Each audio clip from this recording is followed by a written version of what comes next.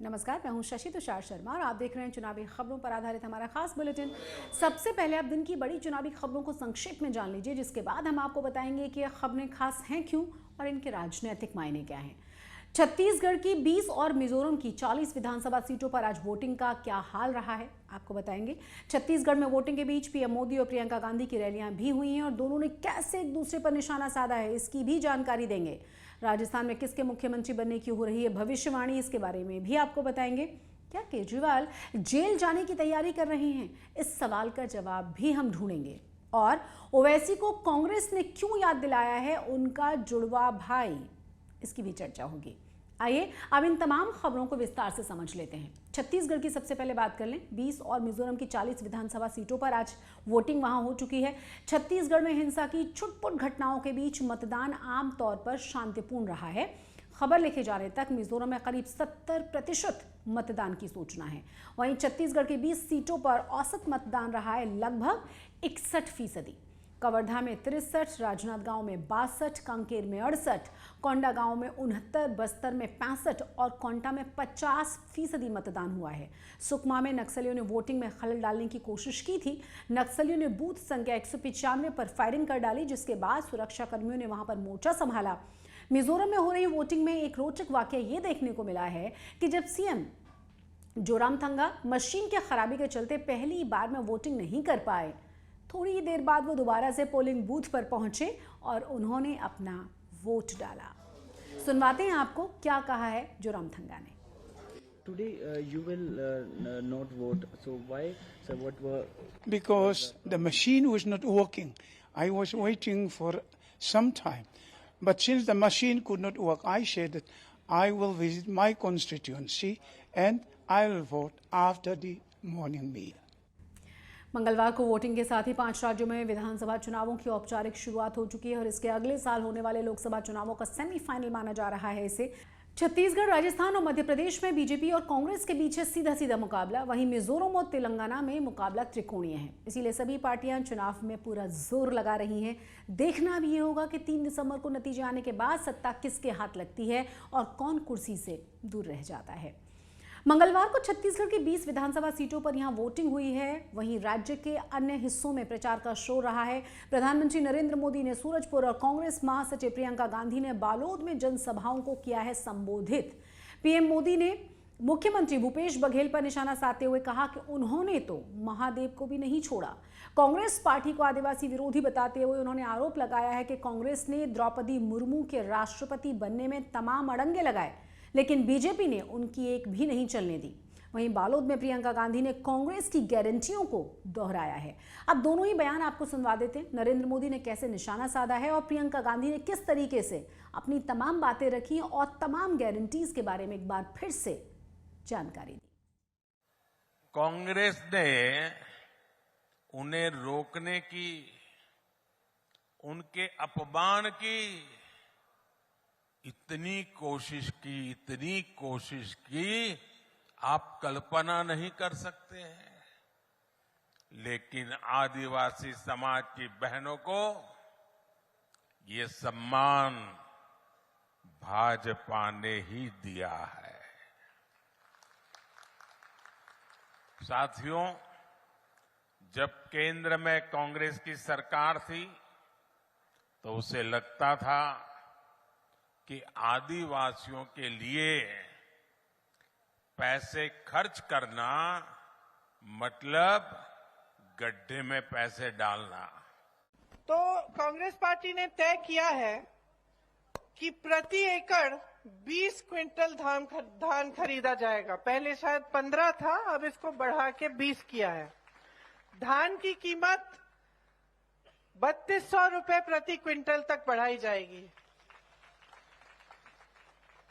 छत्तीसगढ़ के किसानों का कर्ज माफ किया जाएगा। केजी से लेकर पीजी तक बच्चों की शिक्षा मुफ्त होगी। तो छत्तीसगढ़ में कांग्रेस जहां अपनी सत्ता बचाने के लिए संघर्ष कर रही है, तो बीजेपी सत्ता छीनने के लिए पीएम मोदी करीब 10 साल के बाद सूरजपुर पहुंचे हैं। आदिवासियों को साधने की उन्होंने वहां कोशिश की है और इसकी वजह से राज्य में आदिवासियों का वोट बैंक सबसे ज्यादा महत्वपूर्ण माना जा रहा है, इसीलिए वो वहां पहुंचे थे। दूसरी ओर कांग्रेस हर रैली में किसानों के कर्ज माफी की बातें कर रही है, लगातार अपने वादों की चर्चाएं कर रही है, क्योंकि 2018 में उसकी जीत में किसान कर्ज माफी की भूमिका सबसे महत्वपूर्ण थी। देखना अब यह है कि इस बार जनता किस पर ज्यादा भरोसा दिखाती है। राजस्थान में बीजेपी ने भले ही किसी को अपना सीएम फेस घोषित नहीं किया, लेकिन महंत बालकनाथ के एक बयान ने राज्य की सियासत में खलबली मचा दी है। तिजारा में बीजेपी प्रत्याशी बालकनाथ ने एक चुनावी सभा में वसुंधरा राजे को भावी मुख्यमंत्री बता दिया। जब उन्होंने ये बयान दिया तब मंच पर वसुंधरा मौजूद थी। बालकनाथ का ये बयान इसीलिए ज्यादा महत्वपूर्ण हो जाता है क्योंकि एक तो वो बीजेपी के केंद्रीय नेतृत्व के बड़े करीबी बताए जाते हैं, और दूसरा अब तक वसुंधरा को पार्टी में साइडलाइन करने के कयास लगातार लगाए जा रहे हैं। राजस्थान में चुनाव प्रचार के दौरान प्रधानमंत्री नरेंद्र मोदी, गृहमंत्री अमित शाह से लेकर बीजेपी के तमाम नेता कमल के फूल पर चुनाव लड़ने और उसे ही सीएम फेस बताते हुए नजर आ रहे हैं। अब जरा ये बयान सुन लीजिए, जिसके बाद खलबली मची है। मैं सबसे पहले तो क्षमा प्रार्थी हूं कि मुझे आने में विलंब हुआ, और हमारी राजस्थान की पूर्व और आने वाले भविष्य की मुख्यमंत्री आदरणीय हमारी वसुंधरा राजे जी का स्वागत सत्कार करने का मुझे थोड़ा इसमें कोई संदेह नहीं है, बीजेपी के लिए राजस्थान में वसुंधरा राजे को पूरी तरह दरकिनार करना बड़ा मुश्किल है। 2 दिन पहले ही उन्होंने अपनी रिटायरमेंट की खबरों को खारिज करने के साथ ही इशारों में ही सीएम पद के लिए दावेदारी भी पेश कर दी थी। अब बालकनाथ के इस बयान के क्या मायने हैं, इसको लेकर भी अटकलें लगाई जा रही हैं। अगली खबर का रुख करते हैं। शराब घोटाले मामले में उलझी हुई आम आदमी पार्टी के लिए मुश्किलें लगातार बढ़ रही हैं। पार्टी के नेताओं के खिलाफ ईडी लगातार कार्रवाई कर रही है और सीएम अरविंद केजरीवाल के जेल जाने की अटकलों को लगातार बल मिल रहा है। दिल्ली सरकार में मंत्री अतिशी ने इसको लेकर एक बड़ा बयान दिया है। अतिशी ने कहा है कि केजरीवाल को यदि जेल जाना पड़ा तो वो जेल से ही सरकार चलाएंगे। बीजेपी ने इस पर पलटवार करते हुए पूरी आम आदमी पार्टी को ही बेशर्म और भ्रष्ट करार दिया है। दोनों बयान सुनिए, आतिशी ने क्या कहा और उसके जवाब में प्रवेश वर्मा की तरफ से क्या कहा गया। और सीबीआई की सारी कारस्तानी है वो किसी इन्वेस्टिगेशन से नहीं जुड़ी हुई है, वो सिर्फ और सिर्फ एक राजनीतिक षड्यंत्र है और हम इस राजनीतिक षड्यंत्र को सफल नहीं होने देंगे। ये कर्तव्य वाली स्टेज जो आपने कहा कि अधिकारियों को जेल में बुलाएंगे, अभी आप लोग की शिकायत होती है कि अधिकारी कैबिनेट मीटिंग में नहीं आते हैं, वो जेल में कैसे जाएंगे? हम कोर्ट से परमिशन मांगेंगे, हम कोर्ट से कहेंगे कि जब मुख्यमंत्री जेल में हैं तो अधिकारियों को भी जेल जाना पड़ेगा, फाइलों को भी जेल जाना पड़ेगा, कैबिनेट मीटिंग भी जेल में होनी पड़ेगी। देखिए, बहुत ही बेशर्म लोग हैं, तो वो अपना बेशर्मी भी शर्मा जाए अगर इन लोगों को देखें तो, क्योंकि वो लोग हैं जब ये सत्ता में आए थे तो ये कहकर आए थे कि हम पूरी राजनीति को बदल देंगे, हम जो है ईमानदारी का चेहरा ओढ़कर आए थे, और आज सारा ही मंत्रिमंडल पूरा तिहाड़ जेल में बैठा है। तो ये इस बात को इसलिए कह रहे हैं क्योंकि इनको मालूम है कि अरविंद केजरीवाल भी पूरे घोटाले में शामिल हैं। शराब घोटाला आम आदमी पार्टी के गले की फांस बनता जा रहा है। जांच एजेंसियां इस मामले में लगातार आम आदमी पार्टी के नेताओं पर शिकंजा कस रही हैं। बीजेपी के नेता बार बार कह रहे हैं इस मामले में केजरीवाल के जेल जाने के दावे भी किए जा रहे हैं। ऐसा लग रहा है कि आम आदमी पार्टी को भी इसका अंदेशा अब सताने लगा है। आतिशी का बयान यही इशारा भी कर रहा है। यदि केजरीवाल को सचमुच जेल जाना पड़ा तो आप इससे कैसे निपटेगी, एक ये बड़ा सवाल है। तेलंगाना में विधानसभा चुनाव की बढ़ती हुई सरगर्मियों के बीच कांग्रेस और एआईएमआईएम के बीच तल्खियां लगातार बढ़ रही हैं। आपको बता दें कि असदुद्दीन ओवैसी कांग्रेस पर लगातार हमलावर हैं। ओवैसी ने एक बार फिर से कांग्रेस नेता राहुल गांधी को चुनौती दे डाली है। असदुद्दीन ओवैसी ने कहा है कि राहुल गांधी में अगर हिम्मत हो तो हैदराबाद से चुनाव लड़ लें। उनके बयान के ठीक बाद कांग्रेस ने भी उन पर पलटवार कर दिया है।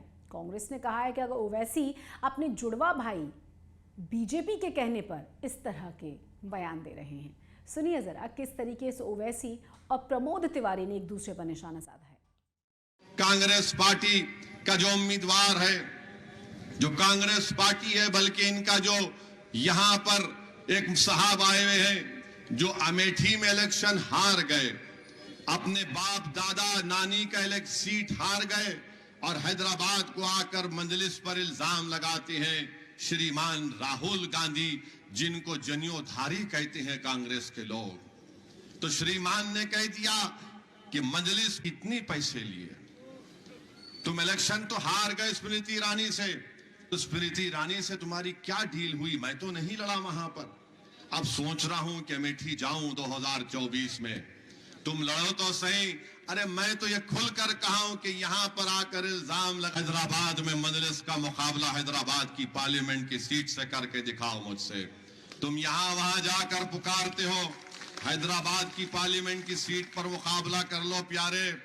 आप अपना फर्ज बखूबी निभा रहे हैं। जो आपको मैं हमेशा कहता हूं, जाने या अनजाने, आप वही बोलते हैं जो आपका जुड़वा भाई भाजपा आपसे बुलवाना चाहती है। दोनों जुड़वा भाई के लिए पूरे देश में आचरण करते हैं, एक दूसरे के पूरक हैं। हम वहाँ असेंबली भी 3/4 बहुमत से, नहीं तो 2/3 बहुमत से जीतेंगे, और हैदराबाद में तो हम जीत ही रहे हैं। हर आदमी दुखी है, जो आपका समर्थक भी है, कि आप बिल्कुल जाने अनजाने स्पोक पर्सन बन गए हैं बीजेपी के। तो तेलंगाना में अपनी सभाओं में राहुल गांधी ओवैसी पर बीजेपी के साथ मिलीभगत का आरोप लगातार लगाते रहे हैं। कांग्रेस का भी यही कहना है कि एआईएमआईएम कांग्रेस को हराने के लिए अपने उम्मीदवार खड़े करती रही है। वहीं ओवैसी का कहना यह है कि राहुल गांधी अपने गढ़ अमेठी से चुनाव हार चुके हैं, जबकि वहां उनकी पार्टी का कोई प्रत्याशी था ही नहीं। दोनों पार्टियों के बीच ये बयानबाजी लोकसभा चुनाव आते आते क्या रंग लेती है, ये देखने वाली बात होगी। अब चलते हैं कुछ और अन्य खबरों की तरफ। एमपी के भिंड में बिना अनुमति के रोड शो करना आज़ाद समाज के पार्टी के प्रत्याशियों को महंगा पड़ गया। आज़ाद समाज पार्टी के प्रत्याशी ने अपनी पार्टी के राष्ट्रीय अध्यक्ष और राष्ट्रीय महासचिव का एक रोड शो बिना अनुमति के मेहगांव के बाजार से निकाल दिया। इस वजह से आज़ाद समाज पार्टी के प्रत्याशी भूपेंद्र सिंह कराना समेत 300 अज्ञात लोगों पर मेहगांव थाने में एफआईआर दर्ज करा दी गई। आज़ाद समाज पार्टी ने भिंड जिले की 5 ही विधानसभाओं में अपने प्रत्याशियों को चुनावी मैदान में उतार दिया है। इन प्रत्याशियों के समर्थन में एक बार चुनावी सभा का आयोजन सोमवार को मेहगांव विधानसभा की कृषि उपज मंडी परिसर में किया गया था। सभा को संबोधित करने के लिए पार्टी के राष्ट्रीय अध्यक्ष चंद्रशेखर आजाद और राष्ट्रीय महासचिव रविंद्र भाटी मेहगांव पहुंच गए थे। पहले कृषि उपज मंडी में चंद्रशेखर आजाद रविंद्र भाटी ने चुनावी सभा को संबोधित किया। उसके बाद कृषि उपज मंडी से मेहगांव के हाट बाजार तक एक रोड शो भी निकाल दिया गया। बिना अनुमति के निकाले गए इस रोड शो के खिलाफ प्रशासन ने कार्रवाई की है। डकैत वर्षों पहले चले गए हैं और उनकी बंदूकें अब शांत हैं, लेकिन उनके नामों की गूंज अभी भी उन क्षेत्रों में खूब सुनाई देती है जहां उनकी तूती बोला करती थी।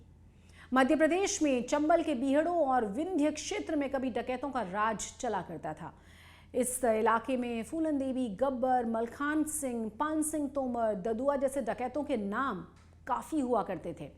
मलखान सिंह को छोड़कर इनमें से कोई भी नाम अब जीवित नहीं है, लेकिन ग्वालियर चंबल के इलाके में हजारों इनके हम नाम हैं जो इस चुनाव में वोट डालेंगे। और रोचक बात यह है कि इन डकैतों के नाम उन क्षेत्रों में ज़्यादा प्रचलित हैं जहां इनकी धाक हुआ करती थी। चंबल क्षेत्र में डकैतों के हमनाम वोटर्स की संख्या काफ़ी ज़्यादा है। गब्बर सिंह नाम के 2600, पान सिंह तोमर नाम के 1600, फूलन देवी नाम के 1600, मलखान सिंह नाम के 2400, ददुआ नाम के 300 वोटर्स हैं। डकैत ददुआ का आतंक विंध्य क्षेत्र में था। उसके हमनामों में से एक शिव कुमार पटेल हैं, जिन्हें लोग ददुआ के नाम से भी बुलाते हैं। चुनावी खबरों के हमारे इस खास बुलेटिन में आज के लिए बस इतना ही। चुनावों से जुड़ी हुई तमाम जानकारियों के लिए और हर दिलचस्प अपडेट के लिए आप सब्सक्राइब कीजिए चुनाव आज तक को। मुझे दीजिए इजाजत। नमस्कार।